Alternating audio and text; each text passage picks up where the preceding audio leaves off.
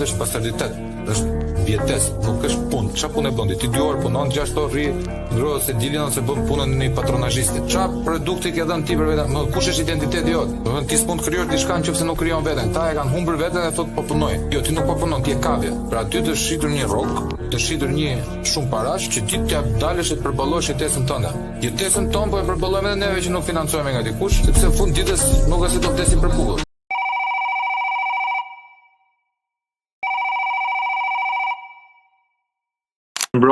Një mbroma njerëz të Tru Podcastit, ndjekës. Jemi në episodin e përjashëm me Olsi Azexhi. Ku flasim si 2 agent të Iranit. Flasim për të dekodifikuar të gjithë armatimet e armikëve tanë imagjinar.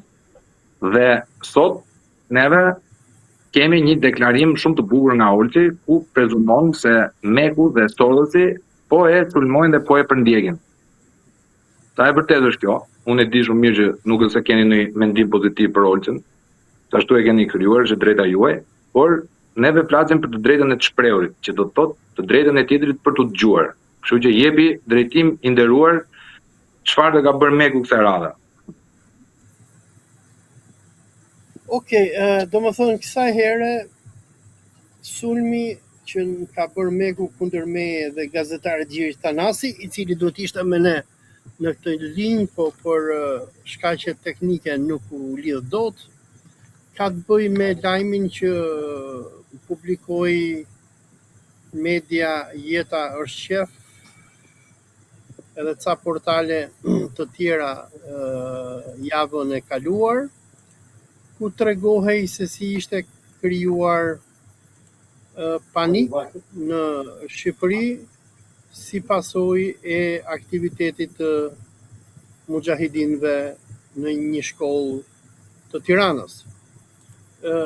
Domethënë një grup mujahidinësh shkuan duket në një shkollë fëmijësh në Yzberisht dhe kur shkuan aty krijuan një incident me mësuesit, por edhe me fëmijët e asaj shkolle, nga që mujahidinët donin që të hynin bisedë me ata, ku dëgjon se çfarë donin të bënin. Fëmijët refuzuan dhe ky lajm mori dheun, nga që me sa duket një nga mësueset e kishte filmuar këtë episod. Ky lajm u bë lajm në të gjitha mediat, ndërhyri policia e antiterrorit e tjerë, dhe kuptohet që edhe unë si një person që jam marrë me mujahidinët prej vitesh, bëra ndërhyrjen time, por edhe miku im gazetari Gjergji Tanasi. Tani, puna është kështu që prej ardhjes së Mekut në Shqipëri, mujahidinët kanë kryer shumë incidente me shqiptarët. Që në vitin 2017, një mujahidin u kap dhe u akuzua nga policia për pedofili, domethënë u akuzua se donte të përdhunonte një fëmijë të vogël. Më pas mujahidinët kanë goditur gazetar të huaj të Channel 4-it apo të kanelit 4 britanik, kur ata erdhën që ti intervistonin. Më pas mujahidinët kanë shantazhuar shumë media në Shqipëri që shkruanin për aktivitetin e tyre, kanë kërcënuar gazetarë që punonin në Top Channel, në Klan, në Shqiptarja e tjerë. Dhe gjithë këto kërcënime janë bërë nga që Meku do që të ruaj imazhin e tij. Kjo është një organizatë me të kaluar terroriste, një organizatë e cila në të kaluarën jo vetëm që ka vrarë irakian edhe iranian, por këta kanë vrarë edhe amerikan. Po ku i bazon tokën? Ku i bazon? Çfarë dëna që bazon, domethënë se quhen organizatë terroriste? Të organizatë terroriste është terminologji shumë e rëndë. Po, kështu i ka përcaktuar qeveria amerikane. Domethënë, po të hysh në Wikipedia, të kërkosh Mek terrorist grup, edhe do dalin shkrime, domethënë që nga ke për shembull që nga Kongresi Amerikan, ky software jot më mëson që të ndaj dot pamje, apo nuk e bëjmë të ndarje? Besoj se tani në moment jo vëlla. Besoj në moment jo, po duhet t'ja çosh mandit. Po, domethënë dikush po të hyj për shembull në librarinë e Kongresit Amerikan. Okej, si t'ja çoj mandit ose unë se ja kam WhatsAppin, ata çoj do ty Te edhe numri. mandi. Po te numri i punës 069 80 55 554. Okej, ja, t'ja çoj aty që ta shohim mandi. Edhe mandi ta nxjerrin ndërsa Ja ku e ke, ta nxori mandi aty. Okej, ja imën t'ja Nxori në ekran. numrin mandit që t'ja çoj. Okej, 355 69 80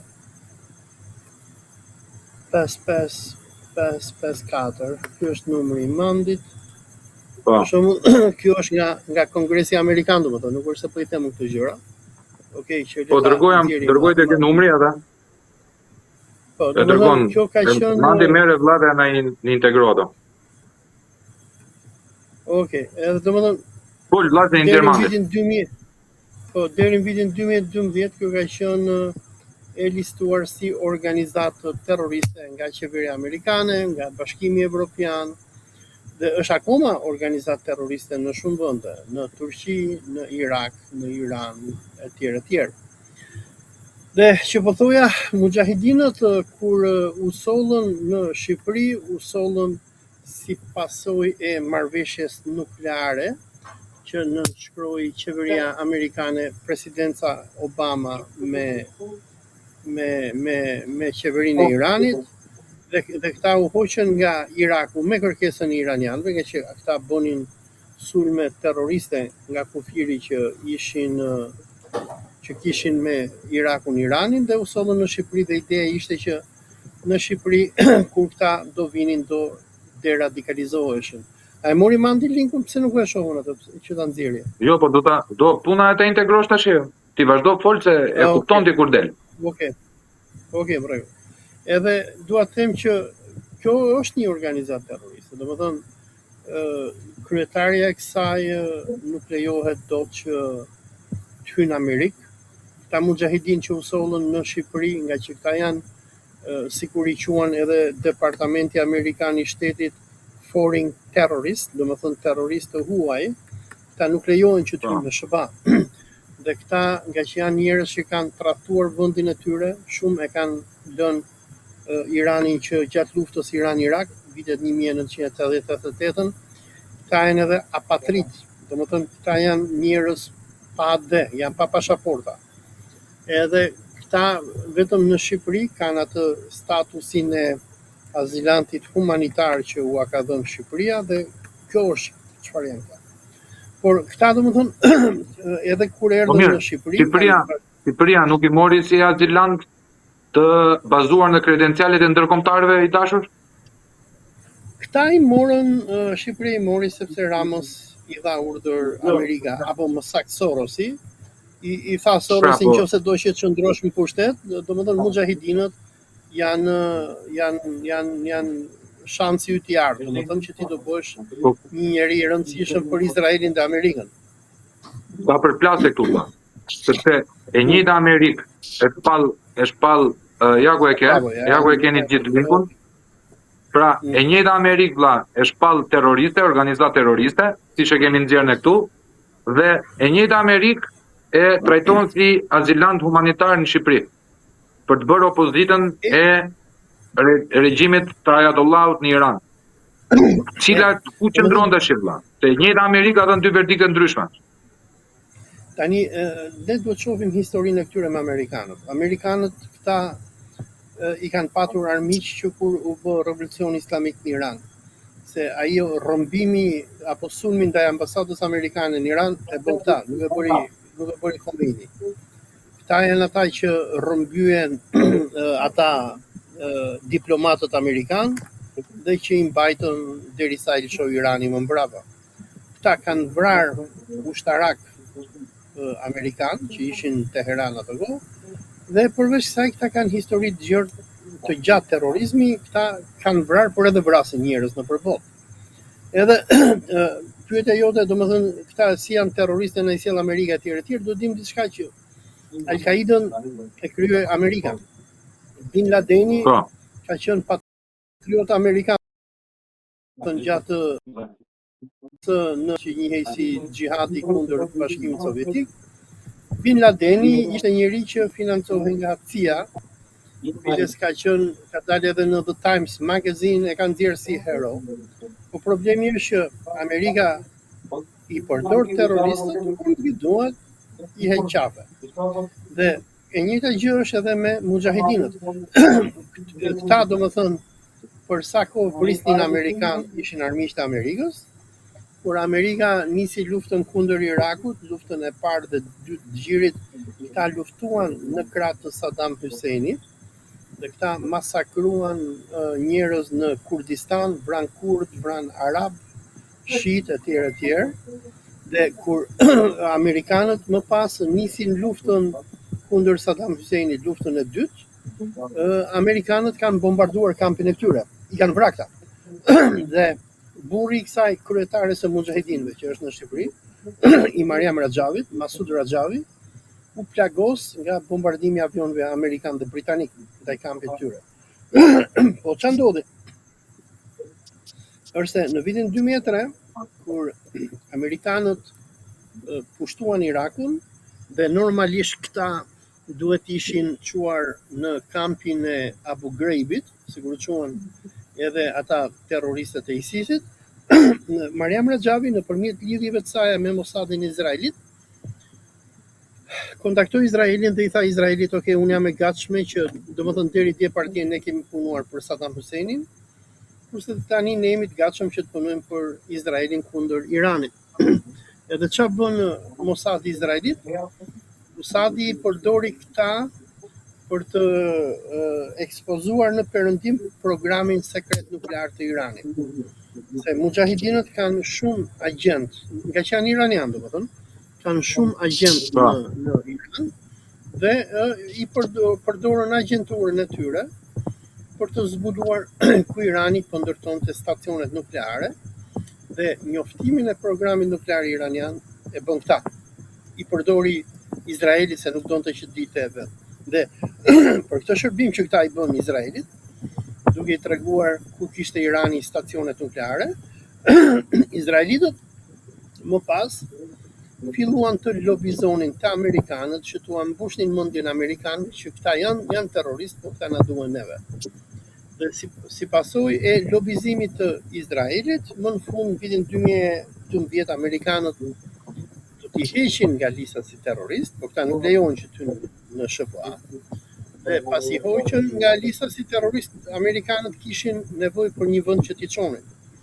Se këta për shembull është një person me emrin Farid Tutunci në kampin. I shfaqet me emrin Farid Mahuçi. Ai ka drejtuar divizionin e tankeve Karun në Irak, ku ai domethënë me tanke ka shtypur njerëz në Basra të Irakut, ka shtyp iraken me tanke, i ka vrarë. Dhe këta i kërkonin irakenët, se këta normalisht këta do të shkojnë në burg në Irak, do të shkojnë në burg në Iran. Këta janë fjala bie. Çdo vend normal do shkonin në burg. Dhe muhabeti është që këta nuk i merrte njërin, por në anën tjetër Izraelit i duheshin. Po Izraeli nuk i merr dot këta në Izrael se i ka frikë, domethënë se këta janë terroristë. Edhe Arabia Saudite nuk i merr, Amerika as nuk bëhet fjalë, këta po të kalojnë oqeanin, Trumpi i vret direkt dhe i vret në ajër. Edhe nevojitej një kosh plerash që do hidheshin. Dhe koshi plerave u gjet ishte Shqipëria. Edi Rama në këtë kohë në 2012-13 e ofroi veten e tij për të marrë armët kimike të Sirisë, që do bëj shkatrimi tyre, që u qua populli me protestat mëdha dhe refuzoi. Dhe amerikanët duke parë që kishte i gatshëm të merrte armë kimike të Asadit, thanë, hajtë provojmë t'ja çojmë këta plerat Shqipërisë, dhe Edi Rama i mori. Dhe marrja ishte një bingo e madhe për Ramën, nga që Rama po strehonte këta terroristët, Shqipëria është kosh plerash, populli është baki, nuk flet. Tani kishte një kartë që mund ta luante me Izraelin, po Amerikën, për t'i treguar Aleancës Zioniste Amerikane që shive, unë jam birë kurve, po jam birë kurvës tuaj. Unë bërë këtë që nuk e bëjnë tjerë, që unë do më thënë po e hapë vendin tim ndaj terroristëve.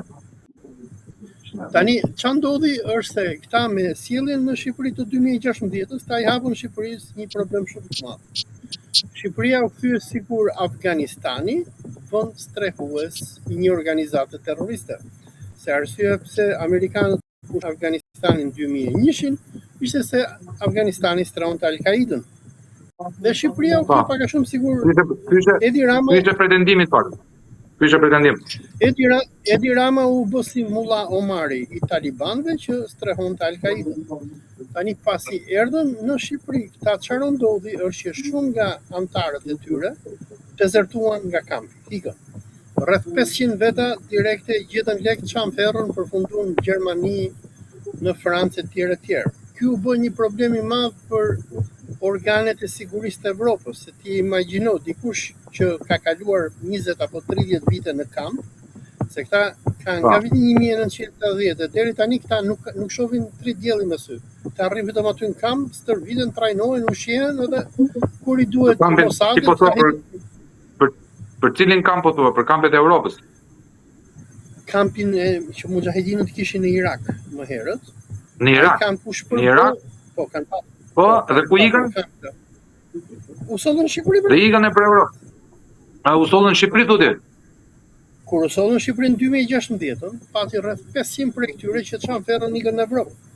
Po domethënë, ikja e këtyre në Evropë shkaktoi një problem shumë të madh për organet e sigurisë evropiane, për francezët, për shërbimin sekret italian, për gjermanët, sepse këta njerëz janë njerëz që vinë nga lufta. Këta njerëz që janë të trajnuar, këta të vrasin. Këta domethënë, këta të vrasin me pirun. Janë domethënë jepi pirunin dorë ai të vret. Janë mjeshtra. Këta janë njerëz që dinë se të përdorin tankun, kalashnikovin, bombën e tjerë. Dhe largimi rreth 500 prej këtyreve bëri një problem të madh dhe një tension të madh ndërmjet Evropës edhe qeverisë e Tiranës. Dhe problemi ishte se ishte problem sigurie dhe pati shumë nga këto organet e sigurisë evropiane që I thanë Ramës ore çfarë po bën. Në këtë kohë Rama ra dakord me Mariam Rajavin, ndoshta edhe me ndërhyrjen e Izraelit, se kjo kryetare e kultit kishte frikë tani se po I hikshin ushtarët e saj. Dhe u ra dakord që këtyre do t'i jepi leja që do bënin atë kampin e Manzës, që I quajnë kamp Ashrafi 3. Dhe ideja ishte që do t'i mbledhin këta mujahedinët, do t'i fusin aty dhe aty do t'i mbanin në regjim burgu. Se mujahedinët janë në regjim burgu, nuk dalin dot aty. Kur shohim neve mujahedinët nuk dalin dot, nuk aksesojnë dot territorin, po. Kur dalin, këta që shohim neve që dalin nëpër Tiranë, Durrës, që ikin doktora kështu, këta janë gjithë me mision.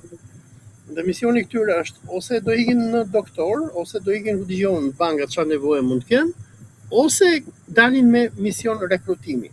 Se këta domethënë rekrutojnë shumë njerëz që janë të gatshëm të shërbejnë kauzës tyre. Tani këto gratë që janë bërë shqetësim në çdo media shqiptare, po dhe më gjerë. To me shamia afër shkollave.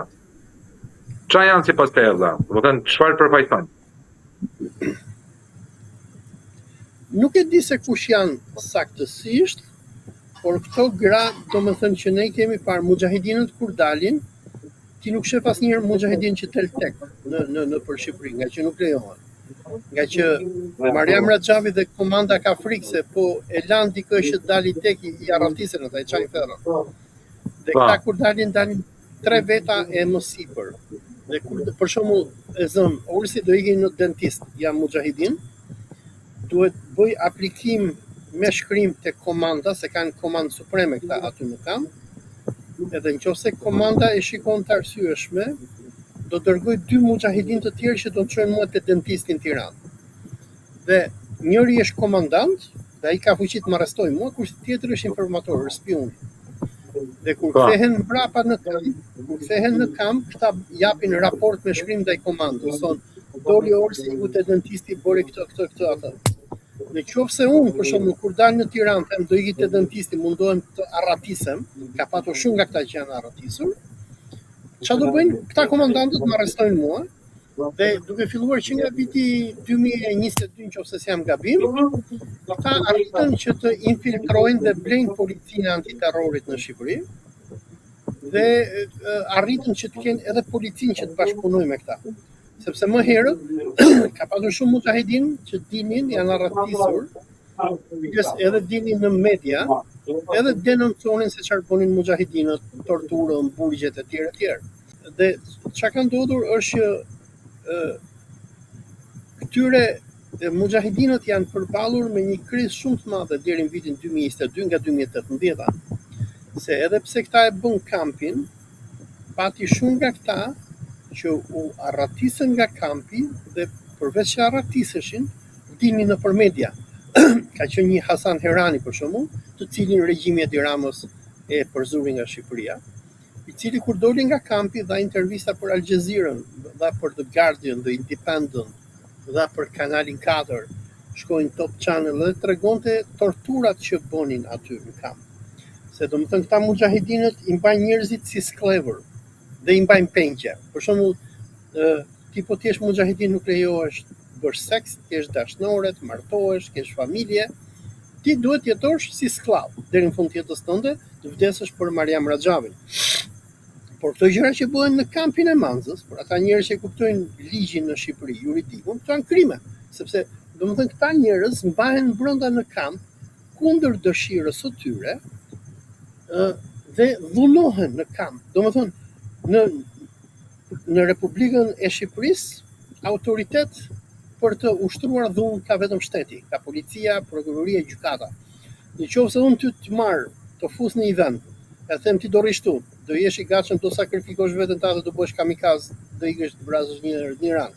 Nuk do lejohesh të martohesh, kesh dashnore, kesh punë, kesh të ardhme, ti është në zbarisht valla, ti është në Tiranë etj. Kjo është pengmarrje, unë po të marr peng këtu. Kurse këta e bëjnë këtë. Dhe këta patën një problem shumë madh deri në 2022, por atëherë unë nuk e di se çfarë marrëveshje kanë bërë me qeverinë e Ramës, ose kanë bler me lek policinë antiterrorit, ku që nga 2022 edhe mbrapa policia antiterrorit në mënyrë progresive ka marrë anën e këtyre dhe ka persekutuar shumë disidentët e këtyre. Ka që deri në vitin 2022 në Tiranë, në zonën e Freskut, u bë një grup i madh me opozitarët e mujahidinëve, të cilët kanë shkruar libra, dinin nëpër televizione, i kërkonin ndihmë avokatit popullit, i kanë kërkuar ndihmë papës, i kanë kërkuar ndihmë ministrisë brendshme, i thonin, "A mund më na lironi njerëzit se ty po mbajnë në manës, mbajnë njerëz peng." Tani dalim tek ky incidenti që ka ndodhur para 2 javësh me këto gratë me Shami. Këto që kanë dalë nuk lejohen që të dalin, këto dalin vetëm me leje të komandës ushtarake, dhe këto dalin ose për qëllime mjekësore, ose qëllime rekrutimi. Se duhet kuptojmë që mujahidinët funksionojnë si një ushtri në Shqipëri. Ata kanë komandë, kanë hierarki, komandantët jetojnë nëpër vila, nëpër shtëpira të mira. Janë ata që quhen si ushtar. Ushtarët jetojnë jetë kapanoni, meshkujt jetojnë vetë, femrat jetojnë vetë. Meshkujt në mënyrë që mos kenë dëshira seksuale i hedhin klor në ujë edhe i shkatrojnë, domethënë si meshkuj. Dhe këta kanë edhe një rit që e kanë të përditshëm. Ta domethënë çdo mbrëmje bëjnë mbledhje domethënë meshkujt në kapanonet e tyre, femrat në kapanonet e tyre, dhe fillojnë edhe rrofehen për gjunahet që kanë bërë gjatë ditës. Edhe duhet të rrofehesh, domethënë, okay, mund ka shkuar mendja sa mirë do jetë që unë të kem një të dashur, të kem një grua, të kem fëmijë, të kem familje, dhe këto konsiderojnë mëkat. Dhe këta domethënë duhet që të pendohen. Po nuk penduan, këta i marrin dhe i fusin, i çojnë në izolim. Tani ajo skema që kemi parë në para 2 javësh, ku ishin ato gratë, ku njëra nga ato donte që të fliste me fëmijët, se ne nuk e dim se çka ka ndodhur, vetëm nga pamjet, mund të jetë ose fushat për rekrutim, nga që mujahidinët pasi kanë bërë kampin në Manës, kanë rekrutuar shumë shqiptarë, disa me lek, disa me kërcënime etj që punojnë për ata, ose mund të jetë thjesht dëshira e kësaj plakës për të parë fëmijë të vegjël, nga që ka shumë nga këto gratë mujahidine që duan të kenë fëmijë por nuk lejohen, dhe këto janë rrëmbyer që kur kanë qenë adoleshente. Edhe kuptohet, domethënë, nëse është sikur pretendojnë mujahidinët, që një nga këto femra thjesht donte që të fliste me fëmijë të vegjël, ndodh nga që këto kanë shumë dhëmshuri për tragjedinë e jetës tyre. Të duan të shohin fëmijë, t'i prekin, se këta nuk shohin fëmijë aty brenda në kamp. Bile së mbaj mendun përpara disa vitesh, kur ka qenë 2020 më duket, ishin një grup mujahedinësh, që këta sa ishin arratisur nga kampi i Manzës, dhe këta shkuan te si quhet ajo që shkon lart në Dajt, teleferiku. Te teleferiku, po. Te teleferiku. Po. Shkojnë te teleferiku dhe kur shkojnë te teleferiku shohin disa kuaj. Ka paca kuaj aty, nuk e di në.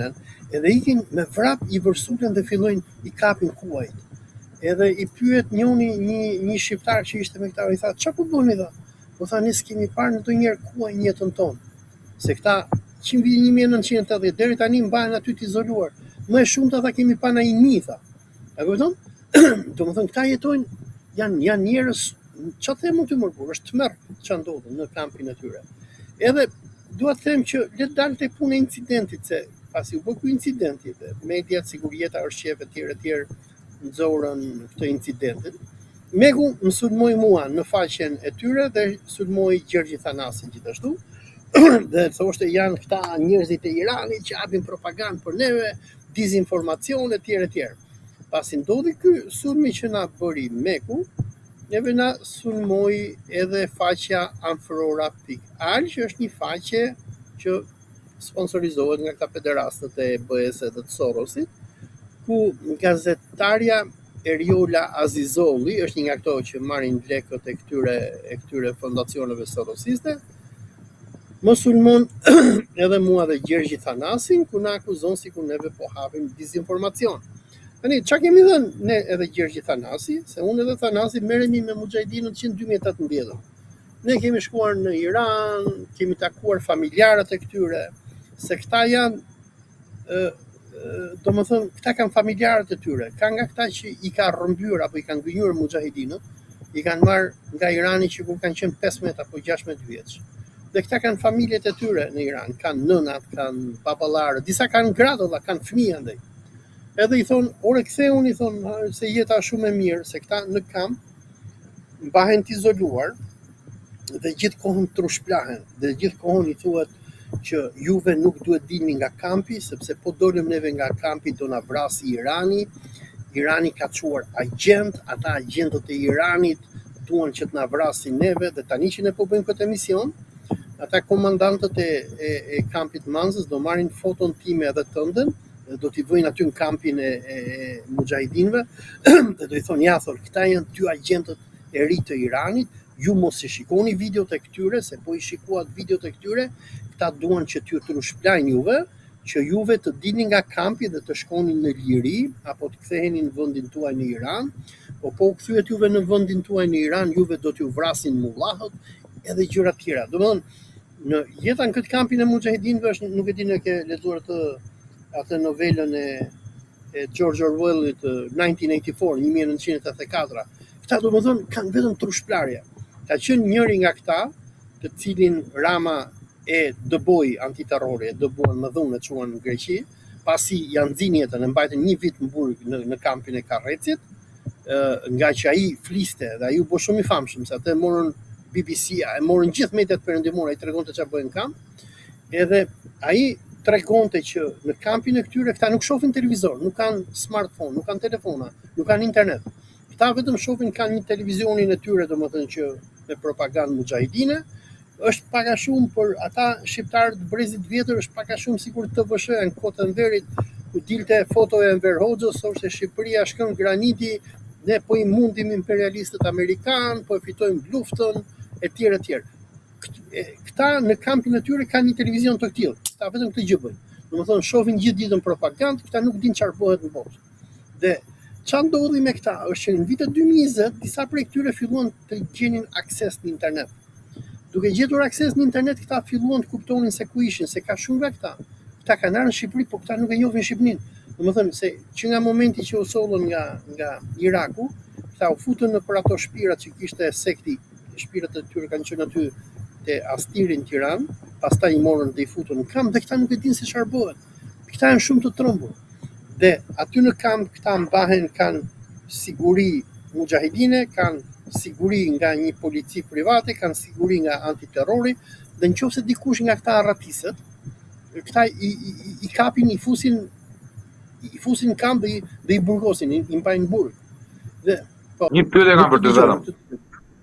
Një pyetje. Problemi është ka në instancë, në një organizatë që merret me mbarvajtjen e këtyre të drejtat ndërkombëtare të njeriut e të gjitha me radhë, sepse mirë është shumë e thjeshtë sistemi këtyre terrorista. Problemi është që këta fabrikohen vëlla, nëse jemi në tezën tënde, ta fabrikohen si terrorista. Që do thotë këta kanë të gjithë kushtet e mundshme për me u bë terrorist, se po nuk dole 30 vjet nga i kamp. Po të bëhet lavash trurje. Po të hiqen të drejtat natyrore ty. Ndjeshmëria, feromonet, instiktet e gjitha me radhë, ti je thjesht i robot vëlla. Je një robot bioorganik, je bombë nukleare bioorganike. Këta janë bombë nukleare dhe këta prandaj mbahen ashtu të izoluar, se sa herë që Izraelit i duhet që të vrasë dikën në Iran, apo i duhen që të çohen diversant, merren këta dhe hidhen si diversant. Këta prandaj mbahen aty. Domethënë, jeta në kampin e Manzës është science fiction. Domethënë është si në këto filmat kështu The Brave New World apo këto filmat fantastiko shkencor kur njerëzit mbyllen kështu në për territore surreale dhe i thuhet që nuk ka më botë, ka marrë fund njerëzimi dhe që i përdorin kështu për transplantim organesh. Këta i përdor Izraeli. Domethënë sa herë Izraeli vret njerëz në Iran, Helabi është shembulli i inxhinier Fahrizades që vrau Izraeli apo shumë të tjerëve, çohen këta. Dhe lufta që u bë në qershor ndërmjet Izraelit dhe Iranit 2025-s, por edhe kjo lufta e fundit 40 ditore, objektivat ku godet Izraeli janë këta që i bëjnë. Këta, domethënë, aty në kampin e tyre të Manzës kanë ndërtuar një kamp të gjerë spionazhi në të gjithë Shqipërinë. Kanë rekrutuar njerëz, kanë rekrutuar katonar, kanë rekrutuar politikan, kanë rekrutuar ish spion sigurimit. Disa i mbajnë me rrogë edhe i përdorin për qëllimet e tyre. Përveç kësaj, këta kanë hapur edhe disa exchange për flitet që i kanë hapur në zonën e Fushkrujës, që i përdorin për sistemin Havala. Sistemi Havala është këto që bëjnë change-et, për shembull, unë jam trafikant malli në Montreal, du me sjell $1 milion, change-i në Montrealit komunikon me change-in e e Zallbastarit dhe unë i kaloj lekët, i çoj kesh aty i marr këto. Këta bëjnë këtë gjë, bëjnë Havala me Iranin. Dhe çfarë bëjnë për shembull? Nëse mban mend në vitin 2022 që pati protesta masive në Iran, po protestat e Mahsa Aminit, ku thuhej që policia iraniane kishte vrarë një femër etj. Shumë nga incidentet që ndodhen atë kohë i bënin këta. Ose në luftën 12 ditore të qershorit 2025. Çfarë bëjnë këta? Se në Iran amerikanët e kanë shkatruar atë rialin iranian, ti si universitet profesor e ty me $100 në muaj. Dhe unë për shembull jam mujahidin që jam në Shqipëri, unë të njoh ty, ti e kushërimja je në Iran, e kemi në Shpend, edhe them, o Shpendo të t'japi vllai them 20.000 euro, ama dik çik xhamin e fshatit ku jeti? Po dua që ta dikësh dhe ta filmosh veten. 20.000 euro me i dhënë dikujt në Iran, është sigur me i dhënë 500.000 euro dikujt në Tiranë, se leku ka shkuar për shele aty. Ç'a bën ti? Merr një bombë molotov, një shishe me benzinë, shkon te xhamia e Katunit natën, ja hedh dhe djeg, apo shkon te posta e policisë, të filmohesh, ja çon nëpërmjet internetit mujahidinëve, me Havala ata të çojnë ty lekët, të çojnë 20.000 eurosh, u bërej pasur. Kjo është një gjë që bëjnë këta. Gjë tjetër që bëjnë këta është dezinformacion. Domethënë këta hapin lajme të rreme, thonë mullahët po na vrasin, mullahët janë mizor, në Iran populli nuk e do qeverinë. Dhe këta arritën sukses shumë të madh nga viti 2018 deri 2021.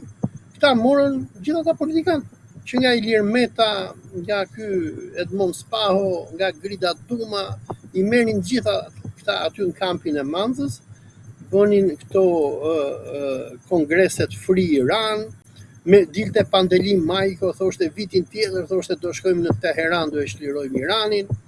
Dhe një nga arsyet e luftës që këta e bindën administratën Trump godasi Iranin Netanyahu 28 shkurt, është propaganda që bëjnë këta. Se domethënë këta kishin krijuar perceptimin në Perëndim, sikur në Iran ke ca mulla që janë diktatorë dhe i vrasin njerëzit, që populli vuan dhe populli mezi pret që Amerika ta bombardojë Iranin, sepse po e bombardojmë ne, populli do çohet dhe do mbysi hoxhallarët. Dhe domethënë këta përdoren për dezinformacion. Unë për këtë jam thritur në Parlamentin Evropian në vitin 2018. Këtu është momenti që mujahidinët më piketuan dhe më sulmuan shumë keq. Dhe kam dhënë dëshminë time për dezinformacionin që bëjnë këta në Shqipëri. Për shembull, ta gjejnë njerëz koç, njerëz naiv si Grida Duma që nuk e din ku bi Iranin hard, e thrasin aty, japin dreka darka, kanë bërë një muzeum aty brenda, e thonë në Iran janë mullahët, shisa e bukur je ti e pashami, ti po tikësh në Iran ty do të rrahin mullahët, do të çojnë, do të përdhunojë ai mullahu i madh, do të bëj skllave seksi.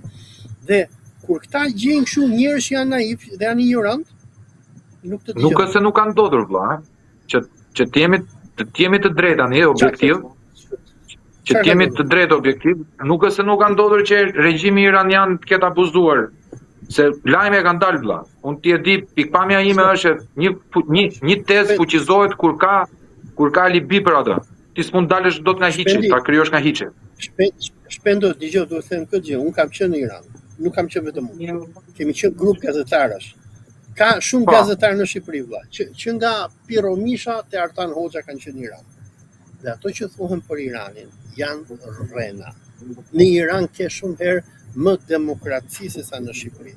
Po, në Iran ke shumë korrupsion, nga që i është shkatruar ekonomia e tjerë, zyrtarët janë më hajdu. Korrupsioni i sjell të gjitha. Po pra, korrupsioni i sjell të gjitha. Sepse korrupsioni do dhe lavash trurit. Po pra, po aty nuk ka abuzim me popullin sikur ka në Shqipëri.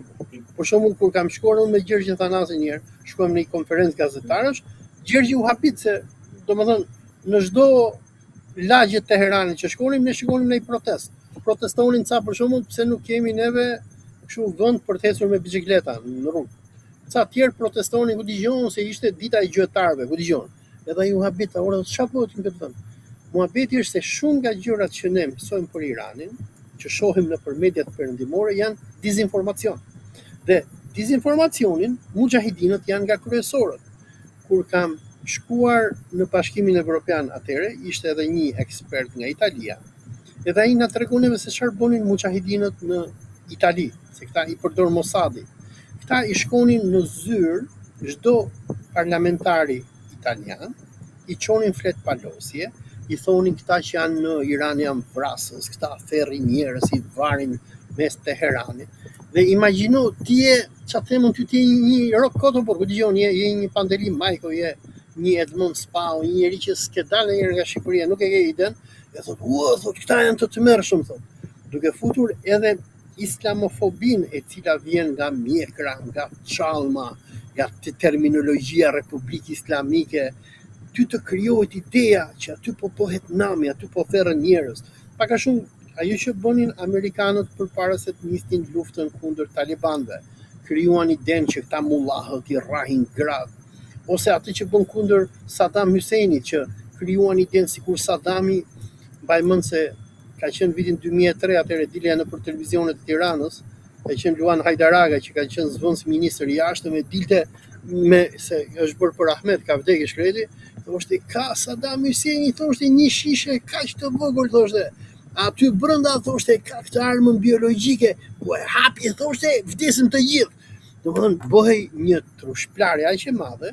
Nuk e di në ke parë filmin Wake the Dog, e ke parë me Robert De Niro dhe Dustin Hoffman, që tregon se si amerikanët ai film është bërë për Bill Clintonin, po e futën Shqipërinë sikur ishte shtet terrorist, që mediat amerikane krijuan idenë sikur Shqipëria ishte një vend terrorist, ku ajo vajza e bukur ikte me vrap mbante atë bebin domethënë në dorë, sepse do vinin terroristët shqiptar dhe do ta vrisnin atë.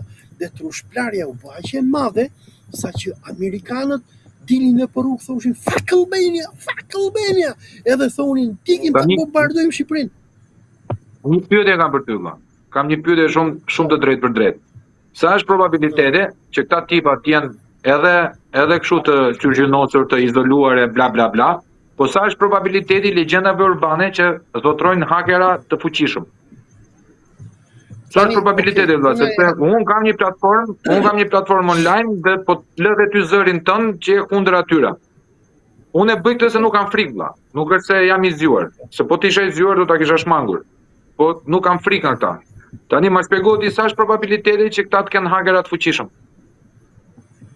Ta kanë hakerat fuqishëm dhe për këtë mjafton që të pyetet Spaku, ku Spaku i goditi këta në korrik vitit 2023, i hyri, i mori kompjuterët edhe serverat. Këta kanë hakera shumë të fuqishëm, këta janë trajnuar nga Mossad i Izraelit, dhe këta në një letër që unë i kam quar Këshillit të Sigurisë Kombëtare me gjithë Gjergjit Hanasin, a mund ta ndaj atë letrën që ta shohë opinioni? Dërgojte numrin dhe e dërgon mande. Në këtë letrën që i kemi të quar neve Këshillit të Sigurisë Kombëtare në 2023, ja quam edhe Ilir Metës, dhe Iliri nuk bëri asgjë, biles para se ta fushin në burg i thashore, po pse nuk reagove, po Iliri kishte frikë amerikanët. Dhe dua të them që është e dokumentuar, e pranuar nga vetë Mariam Raxhabi dhe kombanda mujahidine, që këta kanë bërë sulme të llahtarshme kibernetike kundër Iranit. Këta arritën kjo përpara se të hakerojë Shqipëria, këta arritën hakeruan ministritë iraniane, stacionin e trenave, stacionet e benzinatave, bashkinë e Teheranit, edhe çfarë nuk hakeruan. Dhe po ja çoj atij djalit këtë letrën që ai ta nxjerri. Dhe domethënë këta janë hakera që e kanë pranuar vetë botërisht. Janë hakera të tmerrshëm dhe këta janë trajnuar nga Mossad i Izraelit.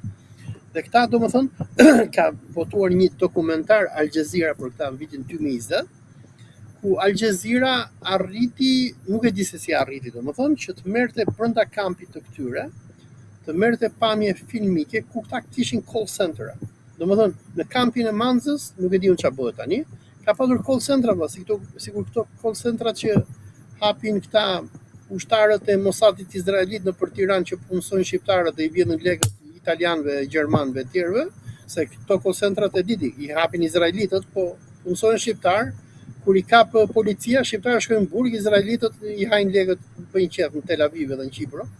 Dhe ashtu sigur ka patur apo ka call centra në Shqipëri që vidhen njerëz në kampin e mujahidinëve, ka call centra brenda kampit ku këta çfarë nuk bëjnë, domethënë marrin njerëz në telefon, hakerojnë, spionazh, rekrutim etj. Domethënë këta janë një organizatë terroriste, janë kultistë dhe këta janë të involvuar në aktivitete kriminale. Dhe në këtë unë këta i shoh vetëm disa viktima vëlla. Ja ku e ke edhe letrën, e vendosi Vulpi. Kjo është letra nëse e duke e parë. A mund ta bëj çik më të madhe ai djali? Ne ata shikojmë ta pyesim Mandin, nuk e di se është çështja formatit vëlla, ishte shumë letër e gjatë. Por unë mendoj se këta janë viktima vëlla, që ti vendosim pikat mbi. Ta them sinqerisht, janë disa viktima, të cilët keq përdoren në raste më të mirë. Nuk guxoj t'i quaj terrorist, sepse po t'i quaj terrorist vëlla, i bie që edhe shteti im dhe joti është implikuar në terrorizëm. Dhe kjo është e tepërt. A kupton shpendën? Duhet të jemi për mendimin tim pakan, se ti ke gjithë drejtën e botës t'i quash. Ajo çka dua unë për ty, që të bëj një pyetje të drejtë për drejtë, është për Kinën vëlla.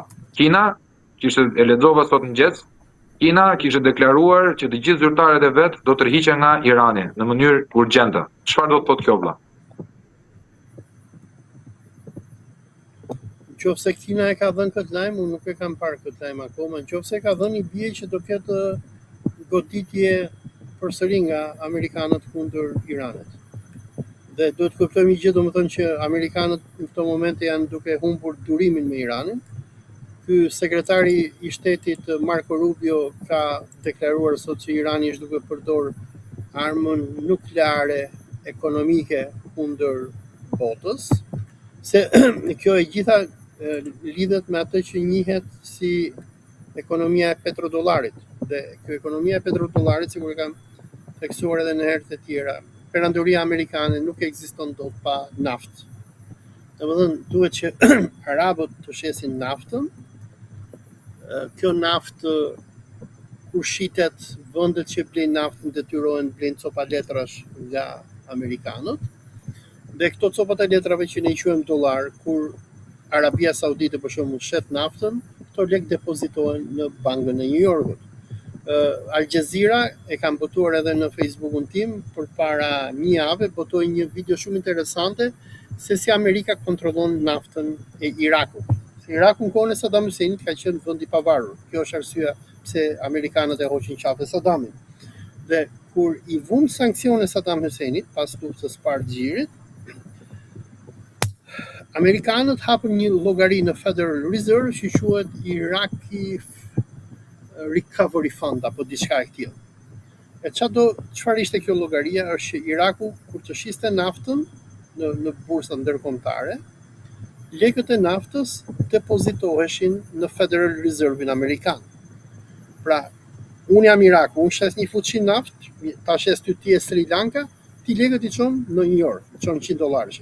Dhe pastaj janë amerikanët ata që vendosin ato, i marrën këto $100 që unë kam shit naftën time apo jo. Dhe pasi amerikanët rrëzuan Saddam Husseinin, deri sot e kësaj dite, sot Iraku pretendohet të jetë vend i pavarur. Qeveria e Irakut deri sot e kësaj dite kur e shet naftën, lekët e naftës që ti do të blesh, duhet ti depozitosh në Federal Reserve. Dhe është Federal Reserve amerikan që pastaj po ti doj qefi Trumpit, a Bushit, a kush tjetër, mi çon mua lekët që unë ti përdor për ekonominë e Irakut, po mos ti doj qefi nuk mi çon. Për shembull, këto ditë çka ka bërë ky, domethënë Trumpi i ka bllokuar, domethënë këto javë i ka bllokuar Irakut lekët, dollarët. Iraku do dollar, i thotë s'kem dollar. Çka ka ndodhur tjetër për shembull me Emiratet Arabe, nga që Irani ka mbyllur kanalin e Hormuzit, këto vendet arabe po falimentojnë. Dhe lajmi që ishte i javës kaluar është që Emiratet Arabe i kanë kërkuar linjë krediti Amerikës që mbajnë buxhetin e tyre me dollar të blejnë bukë, se nuk do blejnë dot me dirham të Emirateve. Kjo bëhet në një kohë që Emiratet Arabe kanë fondin e tyre sovran, kanë, nëse jam gabim, rreth $2 trilion, po këto i kanë gjitha në New York. Dhe çfarë thoshte ai Scott Bassett që është sekretari i Thesarit, thoshte do t'i japim neve këtë, domethënë që duket muhabeti sa më seksi është që ne nuk po japim borxhe Emirateve Arabe, po ne do blejmë ca dirhame, do t'i japim ca dollar atyre. Dhe thoshte po e bëjmë këtë që këta mos të tërheqin lekët që këta i kanë investuar në ekonominë tonë. Se Amerika është një shtet që ka rreth, sa thonë, i ka shkuar deri $38 trilion borxhi. Këto vendet arabe çai bën Amerika, u merr lekët e dollarit, thotë ju do mbleni borxhin tim. E njëjta histori që ka ndodhur me Charles de Gaulle, pra, që në vitet 60 kërkonte arjen edhe nuk kishte më rezervë arje, edhe kaluante petrodollari pastaj. Pikën petrodollarin për të bazuar dollarin. Muhabeti është se Irani tani, sot është dita e 60 e luftës, duke mbyllur kanalin e Hormuzit, i ka hequr naftën amerikanëve. Domethënë ashtu sikur Charles de Gaulle atëherë të rroqi Floririn, këta kanë bllokuar naftën. Dhe bllokimi i naftës çfarë do thotë? Që nuk ka më lek që futen në buxhetin amerikan. Sepse sikur e kemi thënë edhe në biseda të tjera, Amerika është vend që nuk i shet asgjë botës. Amerika i shet vetëm armë, këtyre që i fut në për konflikt, dhe naftë. Domethënë kur blejmë neve naftë nga Arabia Saudite, kur blejmë neve gaz nga Katari, ne s'po e blejmë Katarit, po e blejmë Amerikës. A nuk është drejt natyrore e një perandorie kjo gjë, si Olci? Se tani mos bëj moral kotë burr. Ti nuk je njëri që e shikon politikën si moralist, ti e shikon si pragmatist. Në fund të ditës më thuaj një perandori vëlla në historinë e njerëzimit që ka funksionuar ndryshe. Përpos faktit që jetojnë në epoka të ndryshme. Tani perandorit zakonisht janë grabitqare, se që të bëhesh perandori duhet të shtypësh, duhet të rrjepër sa më shumë. Këtë që bënte perandoria britanike përpara amerikanëve sot, e rrokën gjithë botën. Këtë bëri perandoria romake. Po problemi me perandorit është që po të shohim historinë e njerëzimit. Perandorit kanë disa momente kur ato fillojnë edhe bien. Për shembull, perandoria britanike ishte perandoria që nuk perëndonte ndonjëherë dielli. Nga Australia Malezia ku jam unë, në Indi, në Egjipt, ku do shkoje kishe britanikët. Erdhi një moment që ishte një luftë e madhe, që ishte lufta e dytë botërore, ku britanikët u shkatruan aq shumë dhe pas kësaj lufte do vinte konflikti i Suezit, kur në vitin 1956 Gamal Abdel Naseri do nacionalizonte Suezin, do mbyllte detin, atë që po bën Irani tani, është përsëritje e saj. Dhe mbyllja e Suezit nga Gamal Abdel Naseri shkatroi perandorinë britanike, se perandoria britanike kontrollonte ekonominë e botës nëpërmjet Suezit. Se ti që të bëhet tregti me Azinë, me Afrikën, do të kaloje nëpër Suez. Momentin që Egjipti, një vend kot, domethënë aty në Afrikë, u çua dhe tha prit se ky është territori im edhe unë do ta mbyll, ky është momenti që shkaktoi atë kollapsin total financiar britanis, dhe ky është momenti që gjithë bota hodhi poundin britanik dhe mori dollarin amerikan. Dhe ky është edhe frika që po kanë shumë politolog tani me Iranin. Dhe kjo që ka deklaruar Marco Rubio, kjo është mendimi i Trumpit, që thonë këta po përdorin armën atomike kundër nesh, sepse, domethënë, shive, kjo lufta e Iranit ka bërë disa probleme për amerikanët. E para, është lufta e parë që këta nuk po fitojnë dot që prej rënies Bashkimit Sovjetik, se këta e mundën Irakun, e pushtuan Afganistanin, e shkatruan Libin, u avodhën naftën, e rrëmbyen Madurën. Domethënë këta kanë pasur vetëm fitore. Por domethënë çai kanë ndodhur amerikanëve është, nëse nuk e di, ai mban mend kanë qenë ca cuba në Tiranë vitet 90 e 2000, që hiqeshin të fortë, dilshin e vrisnin, e plagosnin, e therrnin, e përdhunonin, derisa dilte një hundlesh që i gjonte mrapsh, edhe i blinte mite dhe i vrisnin këta. Dhe kjo i ndodhi Amerikës tani me Iran. Domethënë këta bën luftë 40 ditore dhe nuk e thyen dot. Dhe jo vetëm që nuk e thyen, po ky kundërshtar i goditin mbrapsht, u shkatroi bazat, dhe më e keqja është që i ka bllokuar petrodollarin. Kurse perandoria britanike, ndërsa ushtarakisht u shkatrua dhe u zhyt në borxhe gjatë luftës dytë botërore, lufta me Hitlerin ishte shkatrimtare jo vetëm për Gjermaninë, por edhe për Britaninë. Dhe ç'a ndodhi është që kur mbaron lufta e dytë botërore, Britania nuk kishte më lek. U detyruan britanikët që u bën pjesë e planit Marshall, morën borxhe nga amerikanët që të rindërtonin vendin. Po prap britanikët kontrollonin Suezin dhe nëpërmjet kontrollit Suezit, kontrollonin tregtinë e botës, por kontrollonin edhe petrolin. Petroli, domethënë industrinë e petrolit në vendet arabe e zhvilloi Britania. Britania ka patur koloni me Arabinë Saudite, zonën bregdetare, me Kuvajtin, me Katarin, me Bahreinin, me Emiratet Arabe, dhe arsye ishte nafta. Dhe ç'a ndodhi është që Britanisë i ndodhën disa fatkeqësi. E para është grushti i shtetit i këtyre gjeneralëve me Abdul Qasemin në Irak, ku ata rrëzuan Bret Faisalin, dhe e dyta është mbyllja e kanalit Suezit në 56 nga Gamal Abdel Naseri, se në atë moment këta nuk sillnin dot, edhe naftën nuk e sillnin dot, ju bllokua edhe tregtia. Dhe ky është momenti që, se Britania ishte zhyt në borxhe si pasojë luftës, dhe ky është momenti që gjithë tregjet financiare, bankierët thanë, e di si, domethënë britanikët nuk kanë më pushtet, le dalim tek Amerika. Dhe ky është rreziku që mund të ndodhi Amerikës në këtë moment. Domethënë, javën e kaluar, Emiratet Arabe kërcënuan qeverinë Trumpit, i thanë, ose do na jepni një linjë krediti që të financojmë ekonominë tonë, ose i thanë, ne do fillojmë do ta shesim naftën me yuan kinez. Ky është një kërcënim shumë i madh për Amerikën. Ku është kërcënimi? Kërcënimi është këtu se Emiratet Arabe, që janë zari më i madh i Izraelit, duke i thënë amerikanëve që ne do ta lejmë dollarin dhe do shesim me yuan, nga që kinezët nuk bëjnë kështu lojëre sikur bëjnë amerikanët. Se arabët e shesin naftën, Amerika janë banë aty thonë financojeni borxhin tonë, se kemi na bleni borxhin, edhe u japim interes. Kurse duke thënë që nëse juve nuk na jepni në lek, ne do ta shesim me yuan, se Kina bën biznes shumë pastër. Kinës i shet një fuqi, ai t'i jep yuanin çeku e lekun. Është leku jot. Dhe ky është një moment që po i tromb amerikanët, sepse e para, ata nuk po vazhdojnë më ky cikli ekonomik i naftës që këta kishin ndërtuar, dhe që nafta shiten në dollar, vende si Arabia Saudite kanë filluar ta shesin naftën me yuan. Irani këtyre vendeve të xhirit u vuri kusht, i tha doni që të shisni naftë, do shisni vetëm nëse do ta shisni me yuan. Dhe kjo luftë i ka mobilizuar me hir dhe pa hir këto vende të gjirit, që këto kërcënojnë që të largohen nga dollari dhe dalin te yuani. Dhe çfarë do të thotë dalja me yuan? Do të kuptojmë edhe filozofinë e këtyre bankierëve ndërkombëtar dhe zionistëve. Zionistët Izraelin nuk e krijoi Amerika, e krijoi Britania.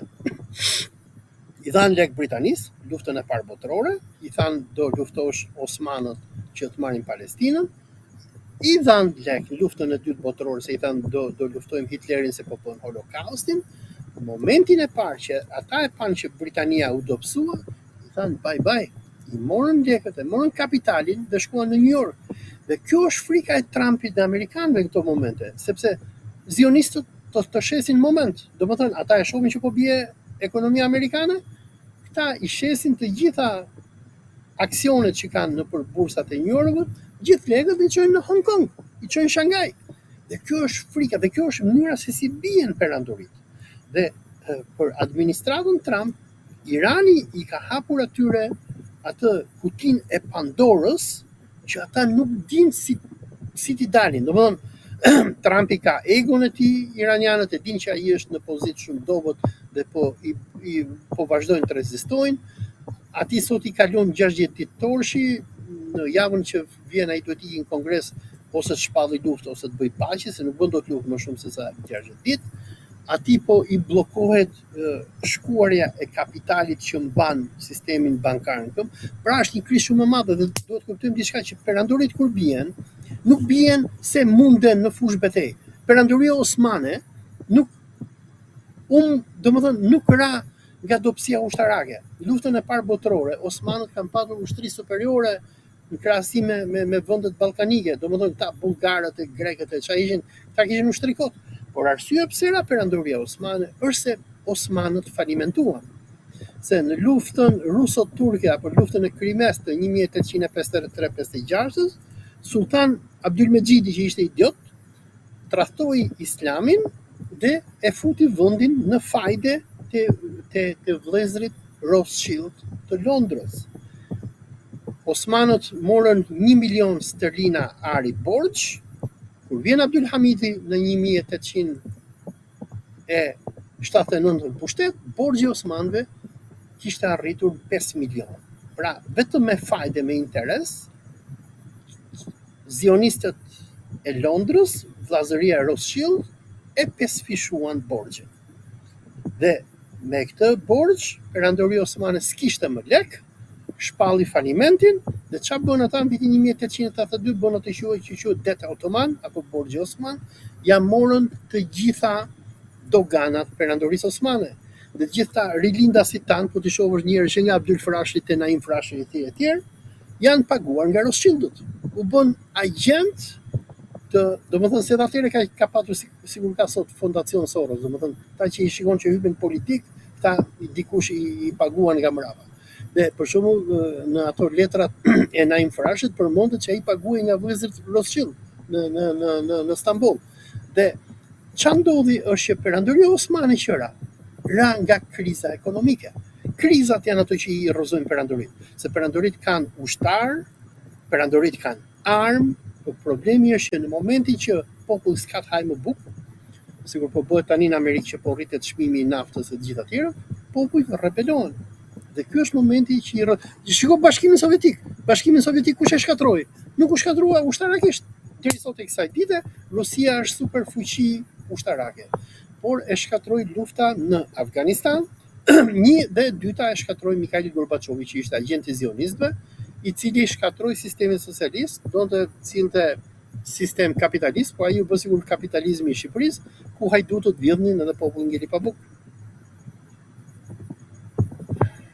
Shikoja, ka diçka domethënë. Ti prezumon domethënë që kjo perandori dhe shpjegimi jot i gjithi ishte tek dekadenca ekonomike, ngryerja ekonomike. Problemi është këtu vlla. Sa është probabiliteti që t'i ndodhi Amerikës në vitet e ardhshme? Për mua konflikti në Iran është ëmbra e akilit. Domethënë se nëse amerikanët nuk e zgjidhin problemin me Iranin, nuk e hapin Hormuzin, nuk e kontrollojnë petrodollarin, naftën e arabëve, dhe tani që arabët e panë që amerikanët nuk i mbrojnë dot nga Irani, arabët po fillojnë që ta trahtojnë Amerikën. Para 2 javësh, emiri i Emirateve Arabe dërgoi djalin e tij takoi Xi Jinpingin e çoi në Kinë. Domethënë arabët janë të gatshëm ta shesin Amerikën. Amerika i kontrollon, Amerika u jep dollar, Amerika i jep armë, por arabët ashtu sikur tradhtuan Osmanët, ashtu sikur tradhtuan Sovjetët, ashtu do t'i tradhtojnë edhe amerikanët. Por edhe shqiptarët, domethënë nëse shikon se çfarë po ndodh me neve në Shqipëri, shqiptarët e Shqipërisë e urrejnë Amerikën në mënyrë masive, kosovarët akoma janë kështu thon zotin qiell Amerikan tok, por në momentin që Amerika do bjerë dhe do dobësohet, do ta trajtojnë. Nuk mund ta thuash dot. Këtë nuk e thua dot vlla, nuk e thua dot që shqiptarët e Shqipërisë e urrejnë Amerikën. Këtë jo, më thon nëse ka ndonjë popull më pro-amerikan se sa shqiptarët, edhe në parsye po janë vlla. Shpendi është mit. Shko në faqen e ambasadës amerikane, shiko kur bëjnë ata postime dhe shiko komentet e njerëzve.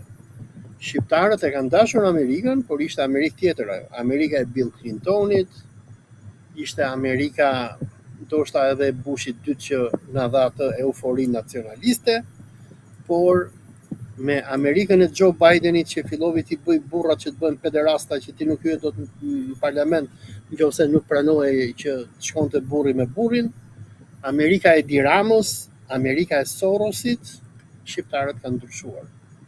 Dgjoj, perandorit janë krijesa që kanë jetë dhe vdekje. Allahu thotë në Kur'an, çdo gjë do ta provojë vdekjen. Domethënë perandorit janë sikur njerëzit, lindin, rriten në një moment vdesin. Shumë mbyllet ky episod i sotëm vlla me këtë pasazhin e fundit. Çdo gjë që lind vjen edhe për të vdekur, kështu që unë uroj që mos kemi një fund sepse interesat tona janë të lidhura me Amerikën, interesat gjeostrategjike sepse ne jemi shtet bananesh, tu kemi pozitë gjeopolitike. Por nga ana tjetër është një gjë shumë e tmerrshme ajo që po ndodh me largimin, jo më kot pyeta për Kinën. Se Kina po largon zyrtarët e vet lart. Do të kemi luftë. Allahu e di të armën, ne nuk jemi fallxor, ne thjesht mundohemi të analizojmë. Olsi, të falenderoj shumë për këtë bisedë të përjavshme, të përshëndes dhe të përqafoj i dashur. Mirupafshim, miq, juve dini subscribe, like, share dhe tek numri këtu na dërgoni pyetja. Ciao.